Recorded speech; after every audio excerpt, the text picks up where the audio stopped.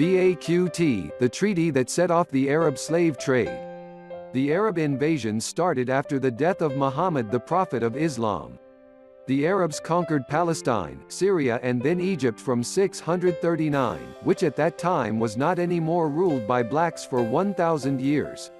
In their advance, the Arabs tried to conquer the kingdom of Makhoria in Nubia, south of Egypt, north of Sudan. Nubia, which gave birth to Egypt, used its formidable military genius, which saved the country under the 25th dynasty. This same military genius had defeated the Romans, under the commandment of the most powerful woman in the history of Africa, Kandake Amanirenas. The Nubians killed 2,000 Arabs and inflicted the invaders a great defeat.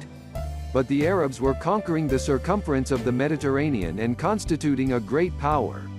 Makhoria probably understood that it would soon be the end under the rising strength of the enemy. The Nubians then chose to negotiate a treaty called Baqt. This treaty is in every point comparable to the one of non-aggression between Russia and Germany in the eve of World War II, during which Russia even delivered Germany raw materials in order to avoid an attack from the latter. We can also compare this treaty to the one that was imposed on the Haitians.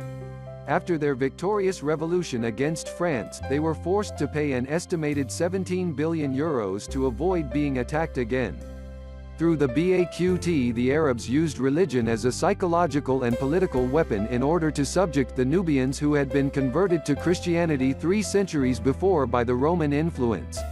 The Baqt is the starting point of an almost 17 million victim *** slave trade that has been lasting since then. This slave trade later touched other African regions outside of the framework of the Baqt. The Baqt shows that the Arabs already used to practice raids. This treaty is of major importance, and here is its content. Article 1. Treaty granted by the Emir Abd Allah bin Saud, to the King of Nubia and to all his subjects, which Nubians from the borders of Alwa are bound to comply with. Article 2. Abd Allah bin Saud grants them an act of guarantee and an armistice that makes them allies of the Muslims of Sa'id but also of those from other regions and tributary people. O people of Nubia! You will be safe under the protection of God and of His Prophet Muhammad. We commit not to attack you, not to start any war against you and not practicing any raid in your country, as long you will be loyal to the conditions stipulated in the treaty between us, which details contains. Article 3. When you will enter our country, you will only pass through without staying. And we will do the same. You will have to protect every Muslims or their allies who are settled in your lands or who will travel by in the future and look after their safety, until they leave your country. If any slave belonging to a Muslim takes refuge in your homes, you shall not keep them, but you will have to take them to a Muslim territory. If Muslims in war seek for asylum in your country, you shall make them leave the country and take them to a Muslim territory. You shall not defend them, you shall not rescue them. Article 4. You will look after the mosque Muslims have built in the district of your capital. You shall not prevent anyone from praying in it. Every Muslim willing to go and pray there shall not be bothered by you and yours until they leave.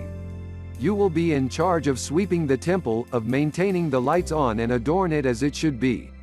Article 5. You will deliver 360 slaves every year of both sexes. They will be chosen amongst the best ones of your country and sent to the Imam of the Muslims. All of them must be flawless. You shall neither present aged men, nor old women, nor children under the age of puberty. You will have to take them to the governor of Aswan.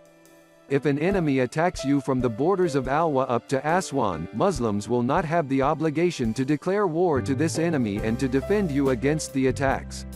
If you grant asylum to a runaway slave, if you kill a Muslim or one of our allies, if you destroy a mosque built in the district of your capital, or if you hold part of the 360 slaves, then there will be neither treaty nor conservation. All the commitments will be cancelled and we will wait until God decides, He who is the best of the judges. Article 6. We promise and swear to observe loyally our conventions, and you by your side you have taken commitments that you have contracted with us before witness, all that is most sacred in your religion, the Messiah, the apostles, the saints who are the object of your reverence.